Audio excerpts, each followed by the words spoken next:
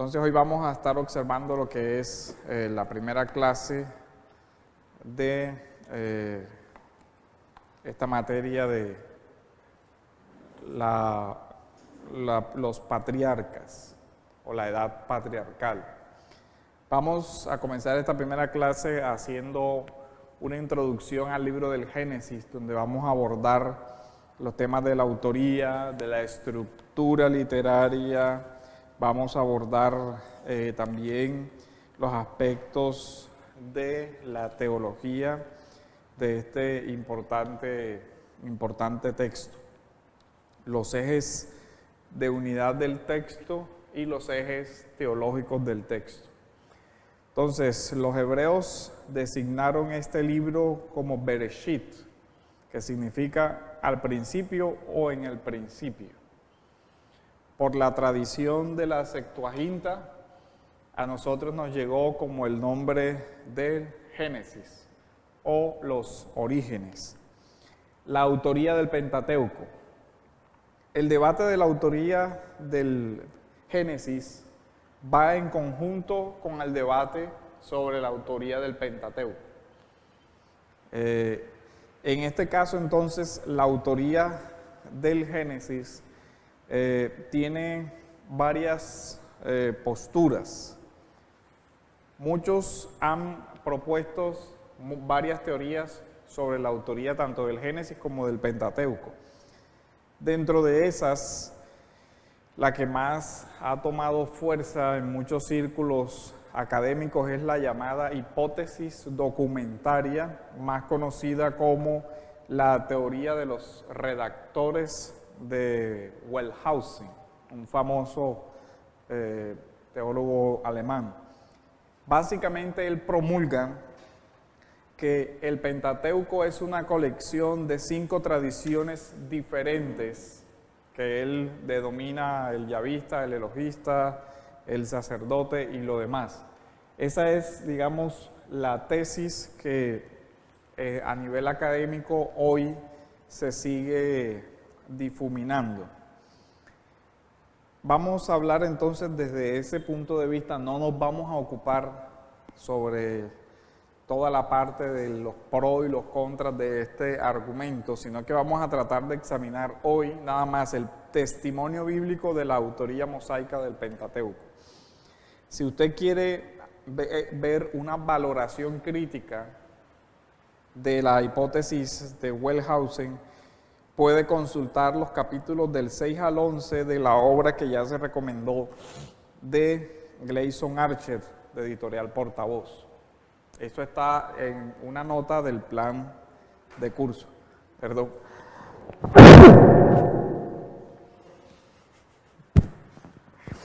Qué pena, que tengo alergia. Entonces, miren esto.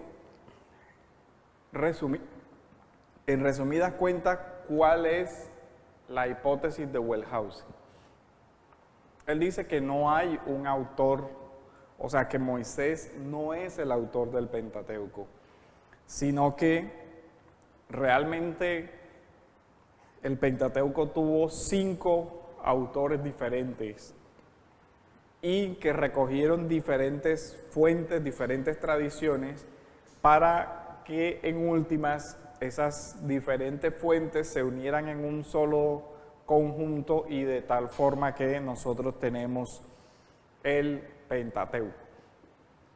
Eso querría decir que realmente Moisés no sería, según esta hipótesis, el autor del Génesis, sino que sería la obra conjunta de estos redactores que realmente no sabemos o no sabríamos quiénes son de acuerdo a esa hipótesis.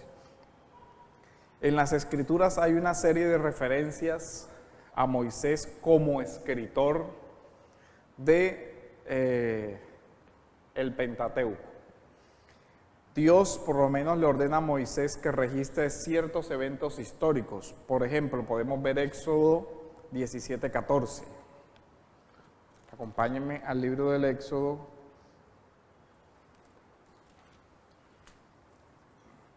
capítulo 17, versículo 14. donde se dice: y Jehová dijo a Moisés: escribe esto para memoria en un libro, y di a Josué que raeré del todo la memoria de Amalec de debajo del cielo. Y Moisés edificó allí un altar y llamó su nombre Jehová Nisi. Entonces, a lo largo del Pentateuco vemos varias referencias donde el Señor le dice a Moisés que consigne por escrito ciertos eventos. Ojo, estas instrucciones son: consigna esto por escrito, es esto que ha pasado, el evento que ha venido relatándose que aconteció. En Números 33:2 podemos ver también donde se dice que, versículo 1 dice: estas son las jornadas de los hijos de Israel que salieron de la tierra de Egipto por sus ejércitos bajo el mando de Moisés y Aarón. Moisés escribió sus salidas conforme a sus jornadas por mandato de Jehová. Estas pues son sus jornadas con arreglo a sus salidas. Eso es los itinerarios. Se dice que los escribió por mandato del Señor. Más adelante en la historia de Israel, los israelitas se refieren a la Torá como el libro de Moisés. Vamos a ver el segundo libro de Crónicas, capítulo 25, en el segundo libro de las Crónicas, en el capítulo 25, versículo 4, donde se nos dice: pero no mató a los hijos de ellos según lo que está escrito en la ley, en el libro de Moisés. Entonces usted nota que el Pentateuco tiene referencias internas donde se le concede a Moisés la autoría de ciertos eventos. La tradición de la historia de Israel hasta el momento de la escritura del libro de Crónicas se refiere a la Torá o a la ley como la ley de Moisés. En el libro de Esdras, capítulo 6, versículo 18 nos dice: y pusieron a los sacerdotes en sus turnos y a los levitas en sus clases para el servicio de Dios en Jerusalén, conforme a lo escrito en el libro de Moisés. Nehemías, capítulo 13, versículo 1, también encontramos otra referencia. Si alguien lo puede leer.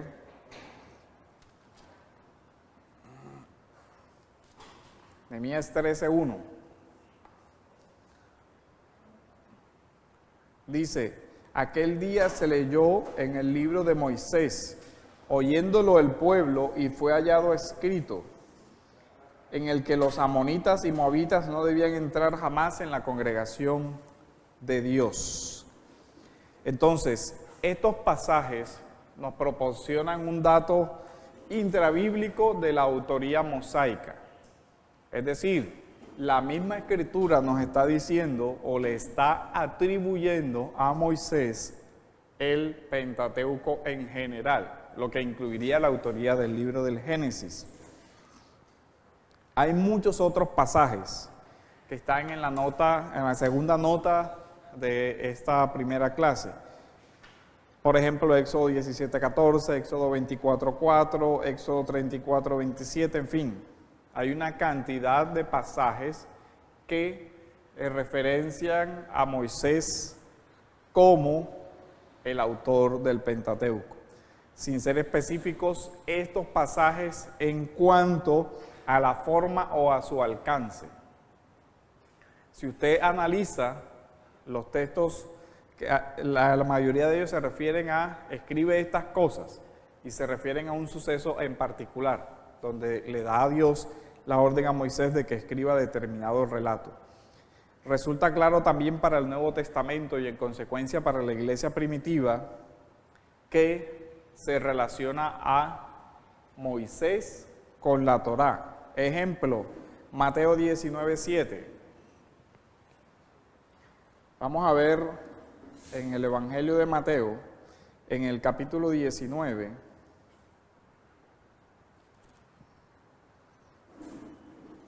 le dijeron, ¿por qué pues mandó Moisés dar carta de divorcio y repudiarla? Otra vez como una referencia a la ley de Moisés. Entonces vemos que la atestación es múltiple. Mateo 22, 24, por ejemplo. 22, 24, diciendo, Maestro, Moisés dijo, si alguno muriere sin hijos, su hermano se casará con su mujer y se levantará descendencia a su hermano. Es una cita de Deuteronomio 25, 5. Entonces vemos, son múltiples los pasajes que hablan de Moisés como autor. Marcos 7, 10, por ejemplo, y no estamos siendo exhaustivos, solamente estamos dando unas cuantas referencias, donde Marcos 7, 10 dice, porque Moisés dijo, honra a tu padre y a tu madre, y el que maldiga al padre o a la madre muera irremisiblemente. Una cita de el mandato del Éxodo, donde se dan los 10 mandamientos, entonces implicaría que Moisés también es autor de esa parte. Marcos 12, 26, de nuevo nos dice, pero respecto a que los muertos resucitan, ¿no habéis leído en el libro de Moisés cómo le habló Dios en la zarza diciendo, yo soy el Dios de Abraham, el Dios de Isaac y el Dios de Jacob? Una referencia a el evento de la zarza en el Éxodo. Entonces, digamos que estos versículos junto con otros, como un todo, se califica a Moisés como el autor del Pentateuco. Obviamente, aquí hay que hacer una matización, y es cierto que hay añadidos posmosaicos al libro de la Torá.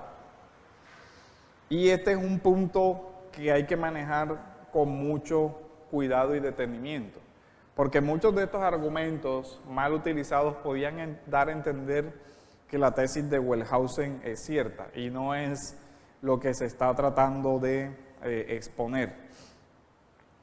Es decir, con la afirmación de que Moisés es en esencia el autor del Pentateuco y por consiguiente del libro de Génesis, no estamos diciendo que todos y cada uno de los puntos y detalles del Pentateuco sean autoría de Moisés.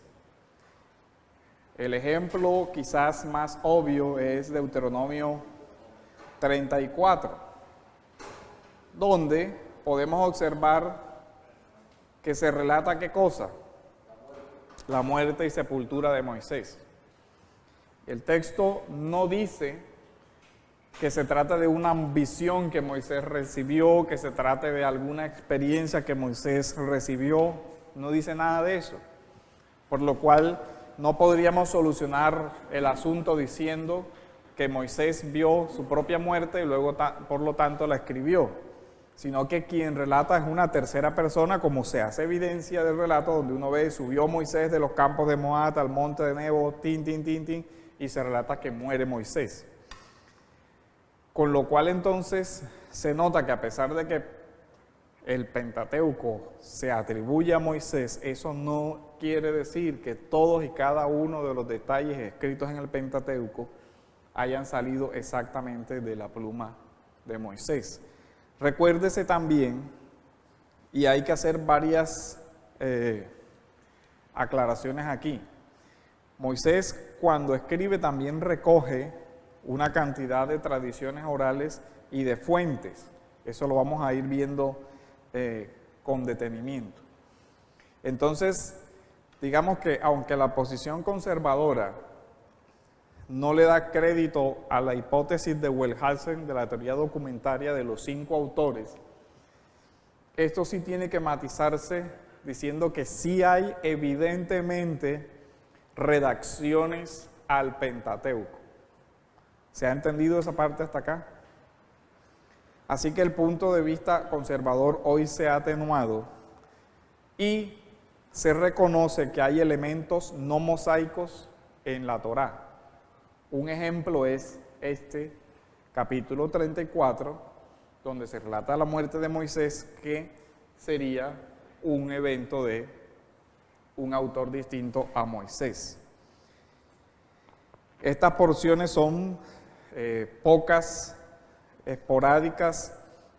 Cuando se indica que Moisés es el autor del Pentateuco, no se está diciendo entonces que todo lo haya tenido que literalmente escribir, porque recuérdese que muchos de esos eventos fueron enseñanza de Moisés, pero que bien pudieron escribir terceras personas. O sea, también se pudo haber producido en el Pentateuco el fenómeno que se produjo en el Nuevo Testamento, donde se recoge la enseñanza del Señor por parte de los discípulos o los apóstoles del Señor. O sea, es muy probable que esto haya sucedido también con la Torá, que muchos de los discursos de Moisés no los haya escrito directamente Moisés, sino que los haya redactado un discípulo que haya escuchado.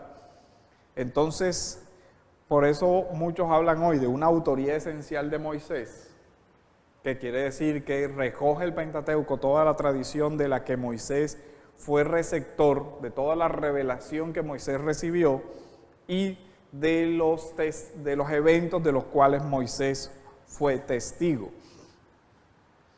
Así que esta expresión indica que Moisés es el autor esencial del Pentateuco, aunque deja abierta la posibilidad, oiga bien, de agregados canónicos posteriores, como el ejemplo de Deuteronomio 34.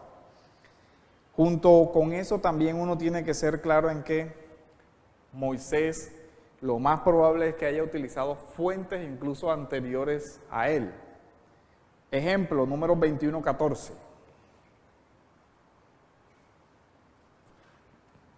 Vamos a leer Números 21:14. Donde dice: por tanto, se dice en el libro de las batallas de Jehová lo que hizo en el Mar Rojo y en los arroyos de Arnón. Y sigue diciendo, y sigue relatando. ¿Dónde está ese libro de las batallas de Jehová? No lo sabemos. Pero lo que sí nos indica es que Moisés está utilizando como referencia el libro de las batallas de Jehová. Para que Moisés lo cite, pues lo obvio es que el libro era anterior a Moisés. O sea que está usando también una fuente. Dentro de la inspiración sabemos que sin duda, o creemos que Dios le ayudó para que la fuente sea fidedigna, que Dios le dio el discernimiento para que citara una fuente que era confiable. Así que el mismo texto está dejando evidencias de que hay elementos anteriores incluso a Moisés que están incluidos en el Pentateuco. Fuentes que Moisés está citando. Y esto refiriéndonos a fuentes escritas, pero también es posible que se hayan recogido tradiciones orales. Otro ejemplo de fuente es Éxodo 24:7.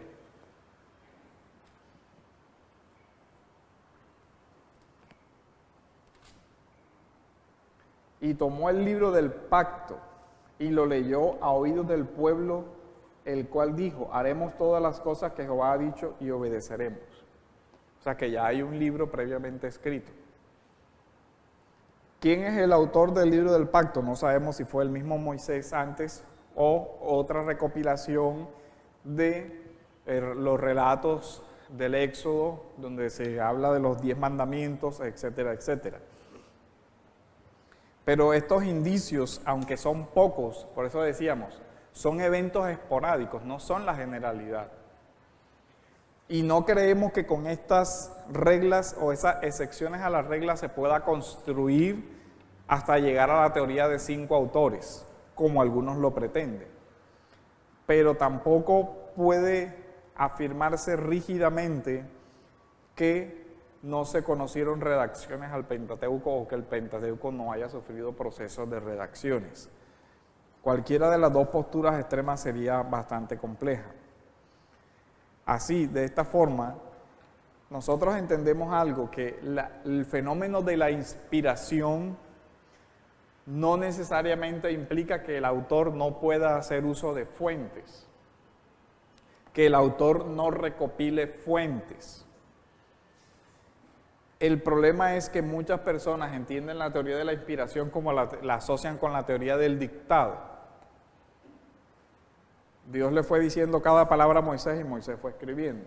O Dios le fue diciendo cada palabra al autor y el autor fue escribiendo como recibiendo un dictado.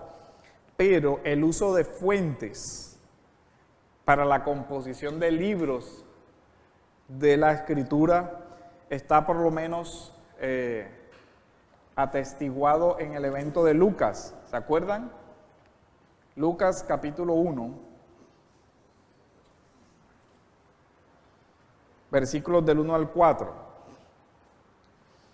Puesto que ya muchos han tratado de poner en orden la historia de las cosas que entre nosotros han sido ciertísimas, entonces ya Lucas reconoce que hay fuentes anteriores a él, que él conoce y que incluso las utiliza, tal como nos lo enseñaron los que desde el principio lo vieron con sus ojos. O sea que Lucas está utilizando ¿qué? Los testimonios que él entrevista de primera mano. Él recoge en el Evangelio una historia que ya había sido contada. Y fueron ministros de la palabra. Entonces él está utilizando el testimonio de los ministros de la palabra que le fue enseñado también para construir su evangelio. Ahora, ¿eso implica entonces que el libro de Lucas no es un libro inspirado? Es un libro inspirado, pero la inspiración no anula que el autor utilice fuentes. Ese es el punto acá. Me ha parecido también a mí, después de haber investigado, note que ahí pareciera que no hay inspiración, esto fue lo que yo averigüé, pero nosotros sabemos que en toda esa investigación está Dios actuando y está Dios cuidando que efectivamente las fuentes que se consulten hayan sido las adecuadas y que Dios en su providencia vigila todo ese proceso. Todas las cosas de su origen, escribírtelas por orden, oh excelentísimo Teófilo, para que conozcas bien la verdad de las cosas en las cuales has sido instruido. Entonces ya vemos que el uso de fuentes no invalida ni la inspiración ni la revelación para escribir, que de pronto es un concepto que nos cuesta dificultar, porque muchos tienen la idea de que la inspiración es una experiencia extática que el autor recibe, en el cual recibe las verdades y escribe a dictado lo que Dios le va diciendo. Ese fenómeno ocurrió, pero ese fenómeno no es la regla general de la inspiración. Es decir, en muchas situaciones Dios específicamente dictó, pero eso no quiere decir que siempre haya sido dictado. Por ejemplo, los salmos y los proverbios. Ahí está reflexionando el autor bíblico. No hay el Señor dijo, sino que hay una experiencia de reflexión interior que fue iluminada por el Espíritu Santo y por lo tanto se considera inspirada. Pero no hay en el libro de Proverbios el fenómeno del dictado, por ejemplo. Entonces, si nosotros utilizamos el fenómeno del dictado como la única característica para que haya inspiración, ¿cuántos libros de la Biblia no lo cumplirían? Y, por ejemplo, note que son pequeños pistas, pero uno ve que incluso la Biblia reconoce que hay redacciones posteriores a Moisés en la ley de Moisés. Un caso paradigmático es Josué, capítulo 24, que quiero que lean con detenimiento en los versículos 24 al 25.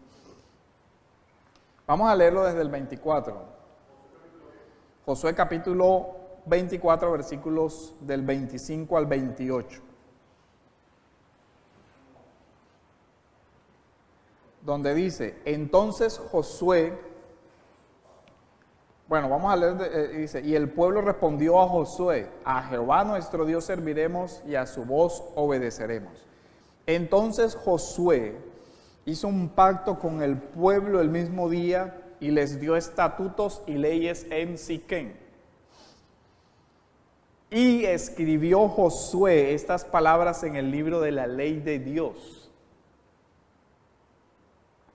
En el libro de la ley. Y tomando una piedra la levantó allí debajo de la encina que está junto al santuario de Jehová.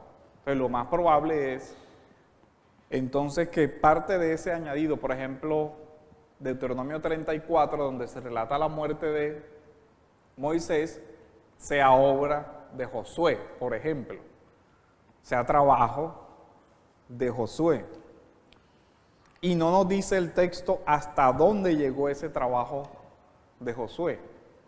Nos dice que en este caso sucedió, pero no nos dice que nunca más haya sucedido, y ahí es donde está, digamos, lo complejo del tema. Es posible, ahora, el asunto es, si lo que Josué consigna es lo que Moisés le enseñó, ¿quién es el autor?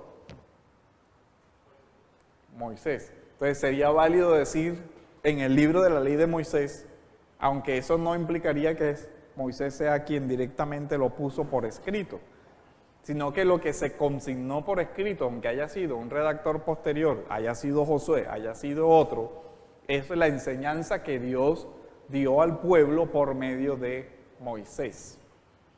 Ese es el asunto. Y esas son las complejidades. Este es un tema que ha sido debatido y que ha tenido la oposición que se quiera, en donde hay posiciones extremas de parte y parte. El liberalismo ha dicho, tenemos las pruebas suficientes para decir que Moisés no fue el autor porque se ven estos fenómenos redaccionales. El asunto es, ¿alcanzan esos fenómenos redaccionales a ser una prueba suficiente para decir entonces que Moisés no fue el autor? O incluso para atribuir el texto a una época tardía como el exilio.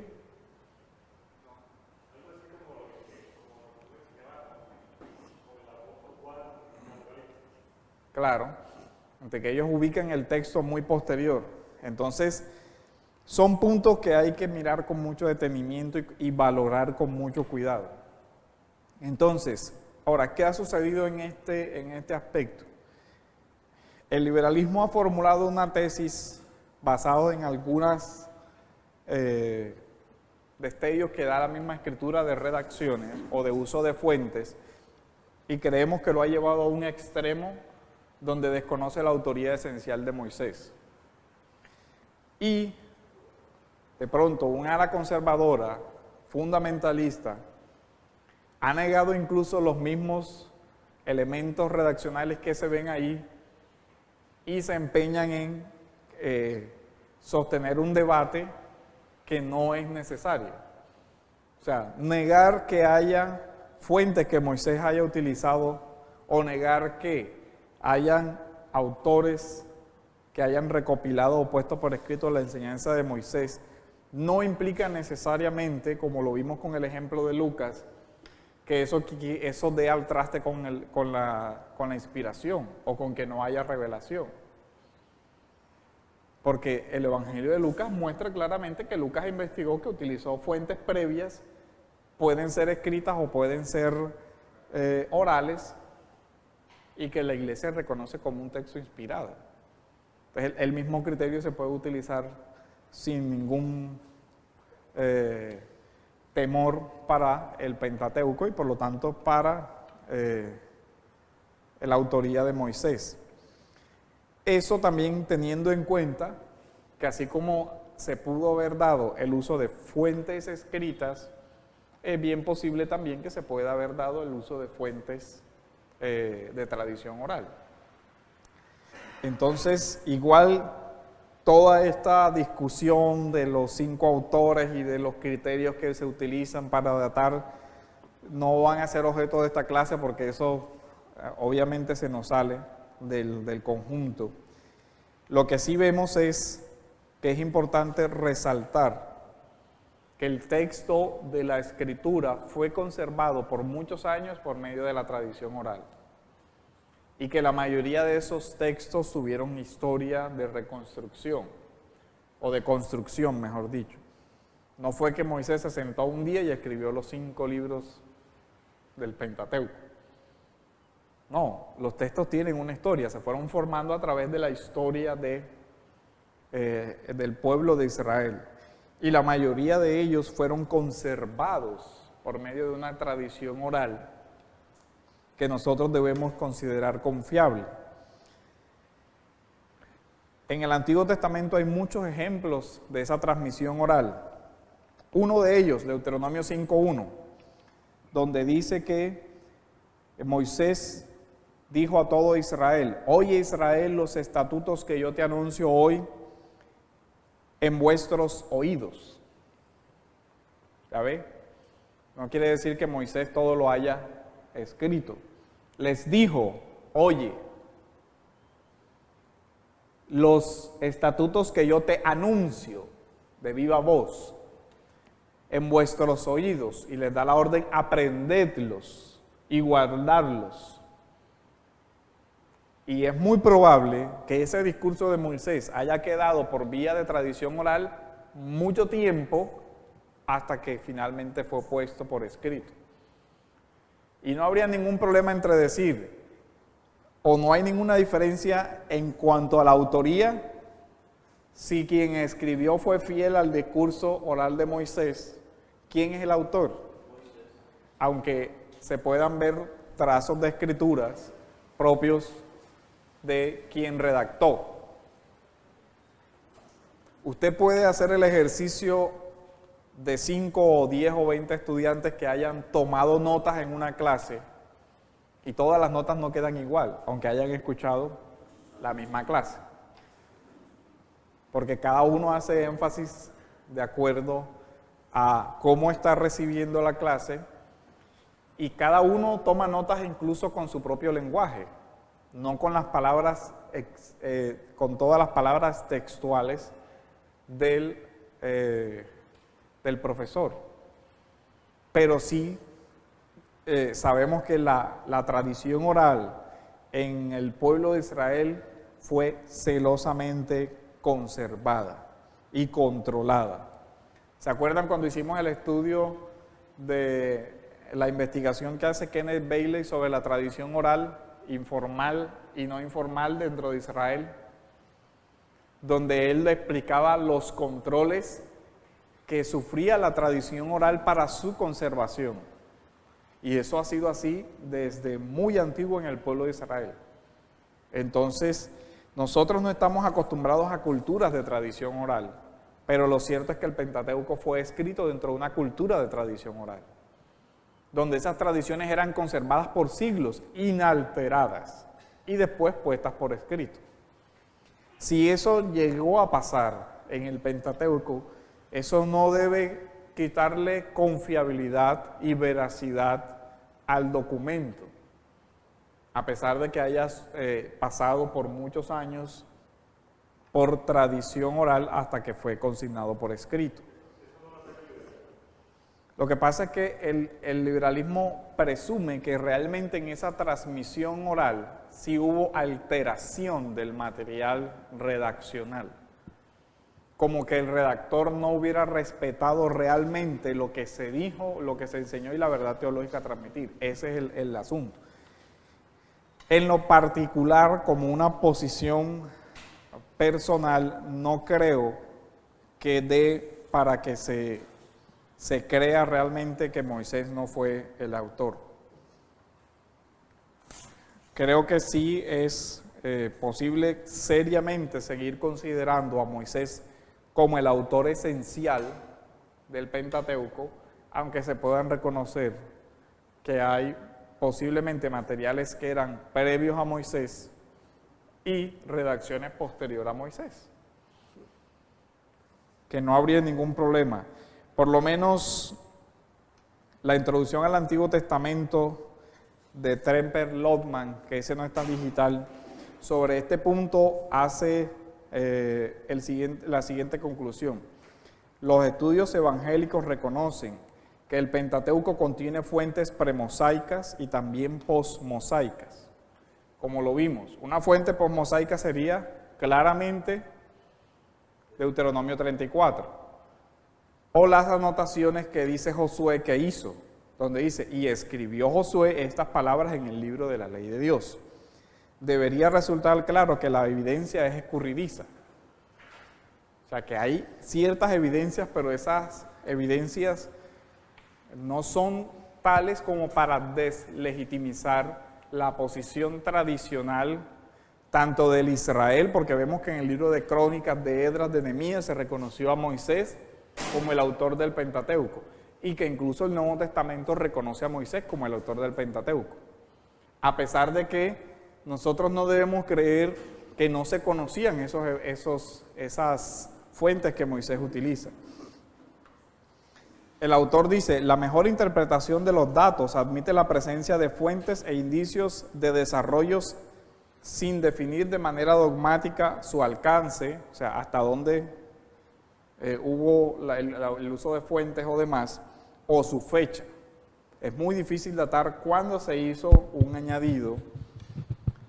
Lo importante es que uno debe tener claro que cualquier añadido fue respetando las reglas de la transmisión oral.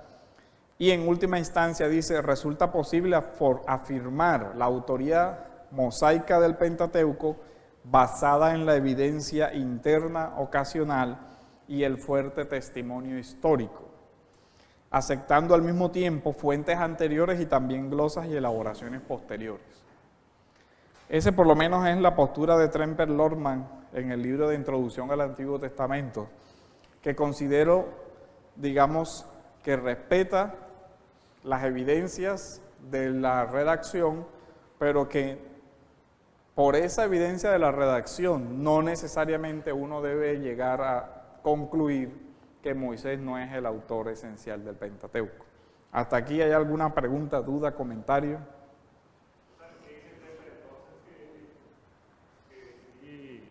Temper dice, hay que reconocer que hay fuentes anteriores que Moisés usa, como el ejemplo donde citábamos anterior del libro del pacto y todos los demás, y que incluso pueden haber redacciones posteriores a la muerte de Moisés, que es imposible determinar el alcance y la fecha. Eso no hay como... Todo eso sería una hipótesis. ¿Cuánto escribió Josué? No lo sabemos. Y no hay forma de saberlo. Ese es el punto. No hay forma de saber si Josué escribió un párrafo, 2 párrafos, 3 párrafos. Si escribió un párrafo un día y el otro 10 años después, 15 años después o al día siguiente. No hay forma humanamente de verificar eso. Ese sería el punto, dice, aceptando al mismo tiempo fuentes anteriores y también glosas y elaboraciones posteriores, haciendo el énfasis sin que eso implique negar la autoría esencial de Moisés, por los fenómenos que ya hemos explicado y que tampoco nos vamos a detener en todos los detalles. ¿Alguna pregunta, duda, comentario hasta este punto? Toda esta parte la pueden leer en la clase que se les envió, porque no nos podemos detener en todos los detalles por razones de tiempo. Si no hay ninguna pregunta, vamos entonces al análisis. Hola.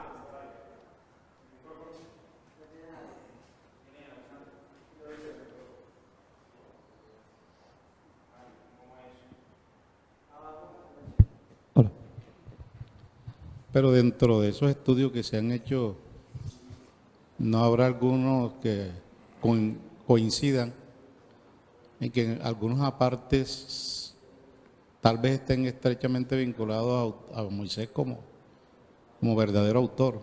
Sí, sí. Es que Antes habíamos visto varios aspectos donde la Torá expresamente se le dice a Moisés, escribe esto, escribe esto, escribe esto. O sea que habríamos, o nosotros pensamos que hay una autoría, cuando decimos autoría esencial es que consideramos que la mayoría es una obra de Moisés, que la evidencia apunta más hacia que Moisés haya compuesto realmente el Pentateuco, aunque haya usado, por ejemplo, las listas de las genealogías patriarcales. Lo más probable es que esas listas él las haya recibido por tradición oral y que las usa sabiendo que todo el pueblo las reconoce como válidas y que no es algo que fue que le nació a él, que le vino dictado, porque esas tradiciones eran conservadas en las familias. Tú eres hijo de fulanito, nieto de perencejito, era una enseñanza que se daba en medio de las familias.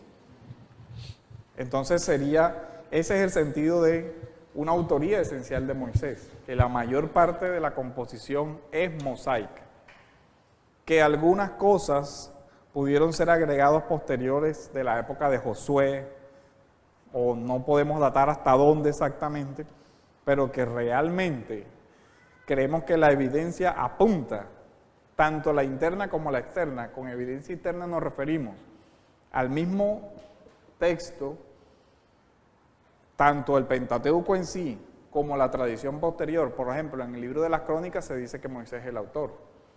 En el libro de Esdras se dice que Moisés es el autor. En el libro de Nehemías se dice que Moisés es el autor. En el Nuevo Testamento se dice que Moisés es el autor.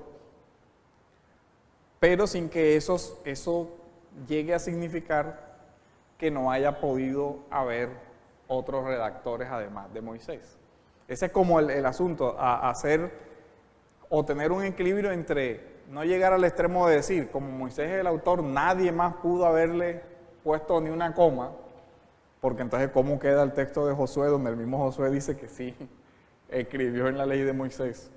¿Y cómo queda Deuteronomio 34, donde es evidente que el autor que está escribiendo no fue Moisés, porque está relatando precisamente la muerte de Moisés?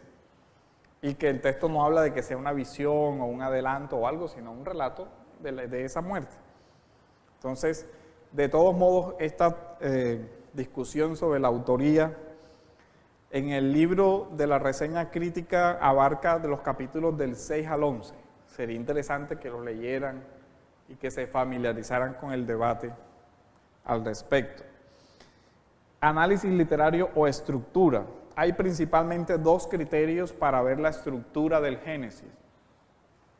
Uno, sigue un acercamiento por medio de lo que se conocía como las fórmulas Toledot o las fórmulas generacionales o de historia familiar.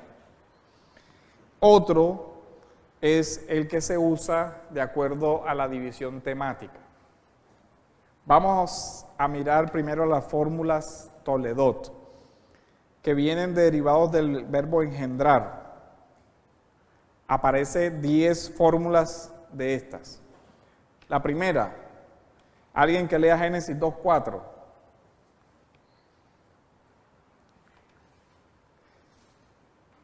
En Génesis 2:4. Estos son los orígenes de los cielos y de la tierra cuando fueron creados, el día que Jehová Dios hizo la tierra y los cielos. Orígenes o descendencia o historia familiar. Se puede traducir, estas son las generaciones, esta es la historia, este es el relato, esta es la narración. Siempre se usa la misma palabra y siempre esa palabra tiene una enraizada histórica concreta. Es decir, cuando usted ve, estos son los orígenes, en Génesis 2:4, todas las otras palabras que vamos a ver son la misma palabra. En Génesis 2:5 dice, este es el libro de las generaciones de Adán. Génesis 5:1. Este es el libro de las generaciones. Ahí la palabra orígenes y generaciones es la misma. Es decir, tan Histórico es Adán como histórico es Génesis 2:4. O sea, hay un paralelo. Si esto no fue histórico, esto tampoco. Y si eso no es histórico, tampoco Abraham, tampoco el resto de las generaciones. 6:9 utiliza la misma palabra. Capítulo 6, versículo 9. Estas son las generaciones de Noé. La misma palabra, siempre es la misma palabra. Aparece 10 veces esta palabra y cada una inicia un relato y concluye una etapa. 10:1. Estas son las generaciones de los hijos de Noé, Sem, Cam y Jafet. El libro inicia un relato de las generaciones, lo que pasó con esas generaciones y concluye. 11:10. Estas son las generaciones de Sem. Otra vez la misma fórmula Toledot. 11:27. Estas son las generaciones de Taré. El libro de las generaciones de Taré.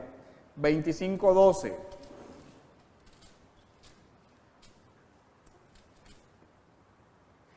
Estos son los descendientes de Ismael, hijo de Abraham. 25:19. Estos son los descendientes de Isaac, hijo de Abraham. Abraham engendró a Isaac. 36:1.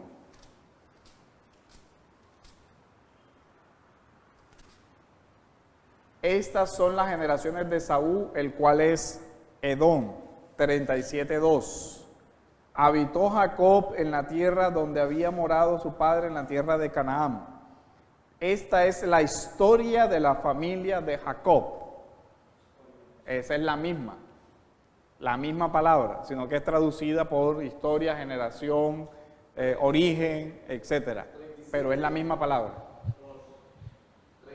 37:2. Son 10 Toledot. Sí, en hebreo es Toledot, que viene de historia, de familia, de relato, de narración, en fin, tiene varias. Entonces, no es casualidad que la historia de un patriarca comience con estas son las generaciones, y si usted sigue leyendo, siempre dice, y murió Isaac, y murió Abraham, y murió este, y murió el otro. Entonces, hay un ciclo que comienza con la vida y termina con la muerte, una narración. Entonces, esa es una forma de la estructura literaria, las 10 generaciones. Esa es una forma como se divide el libro y que fue demarcada por el mismo autor.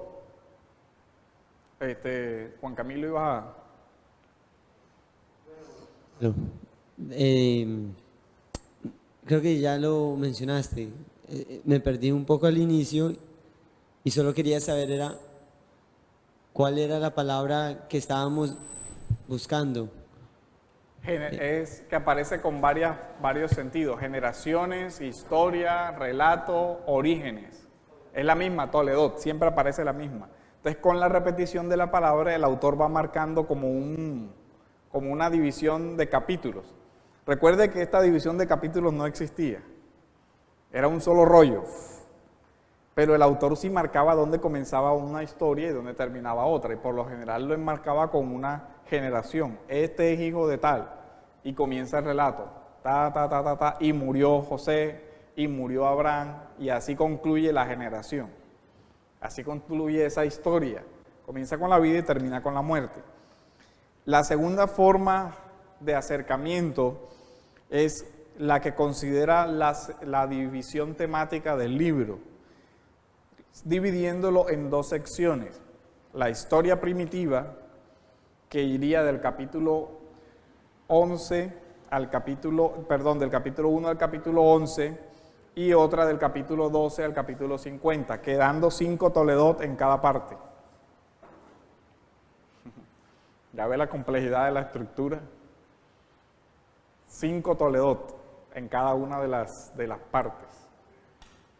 Entonces ya ve que la composición del libro no es nada accidental. Lo que pasa es que está hablando de la historia primigenia y después de la historia primigenia, que es la historia de la humanidad. Adán, Eva y de los pueblos, y después es la historia del pueblo hebreo.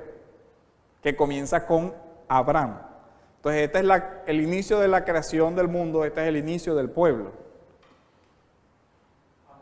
Ambos históricos. Entonces, las Toledot marcan como ese eje que articula.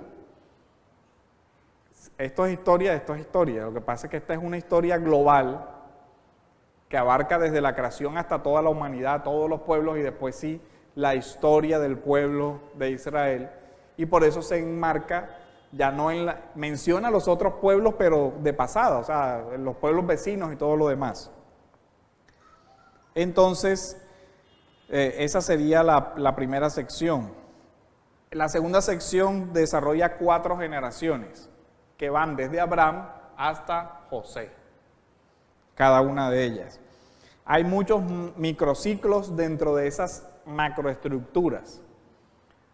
Solamente voy a poner uno solo. Vamos a hacer varios ejercicios para que ustedes vean cómo el autor delimitó, pero esto ya es solo a modo de ejemplo para mostrarles que en las macroestructuras hay microestructuras. Por ejemplo, Génesis 1:1 dice: en el principio creó Dios los cielos y la tierra.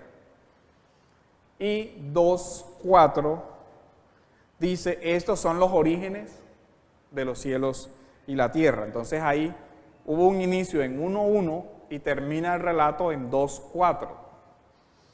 Después, en 2:4, en la segunda parte, dice: el día que Dios hizo los cielos y la tierra y toda planta del campo. Ahí hay una transición.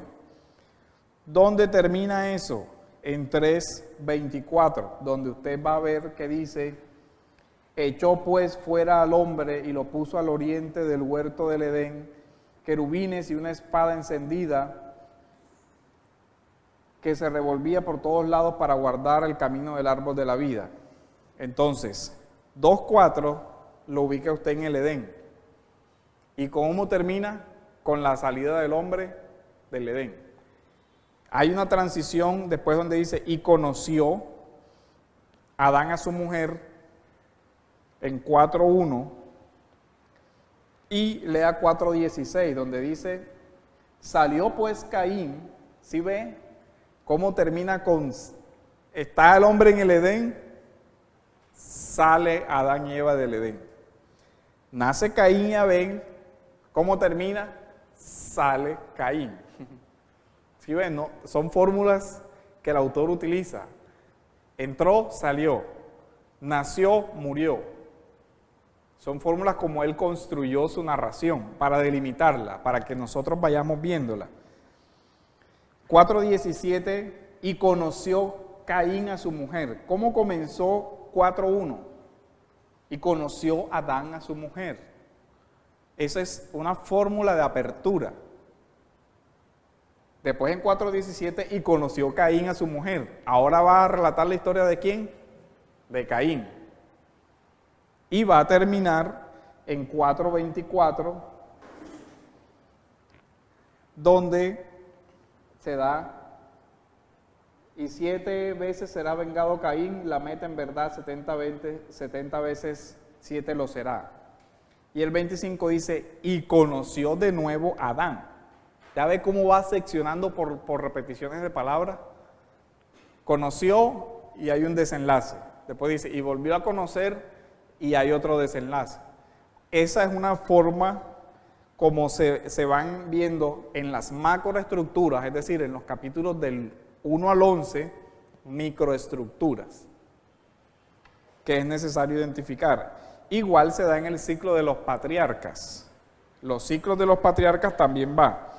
Por lo menos usted ve el ciclo del patriarca Abraham. ¿Dónde comienza? 12:1.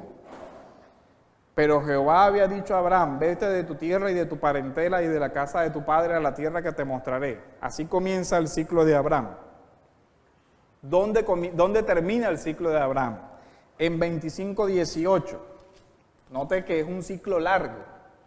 Dentro de ese macrociclo de la vida de Abraham hay muchos microciclos como los que vimos ahorita, que usted tiene que ir identificando.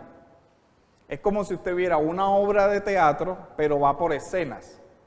Escena 1, escena 2, escena 3, escena 4, hasta que llega al final de la vida de Abraham.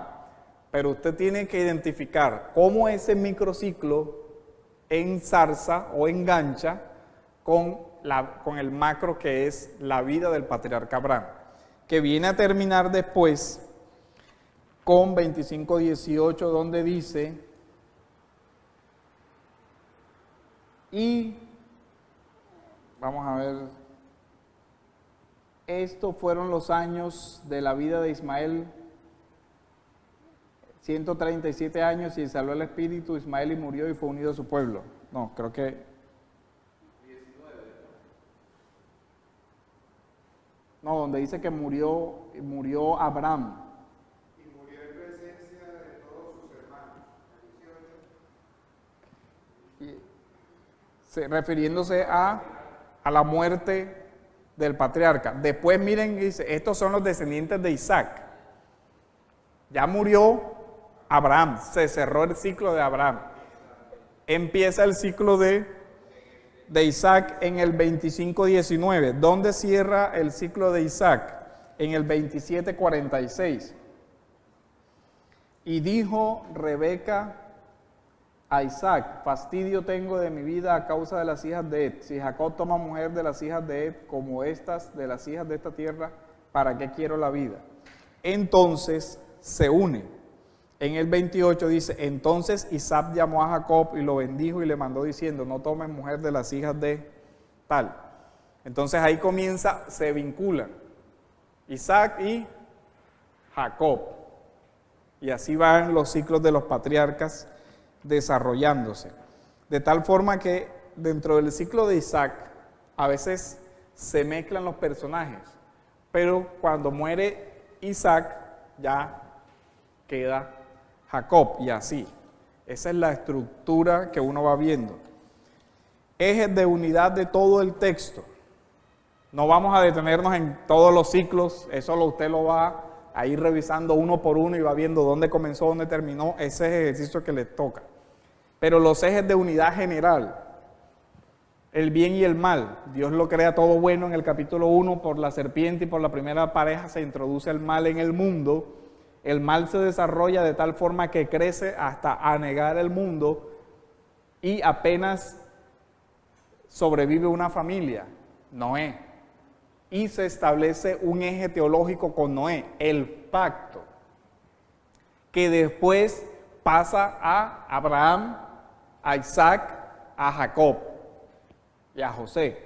Comienza la etapa después en el capítulo 12 comienza una etapa en la que el bien va venciendo el mal hasta el capítulo final, que es el capítulo de José, donde las relaciones entre hermanos que se destruyen allá se reconcilian en José.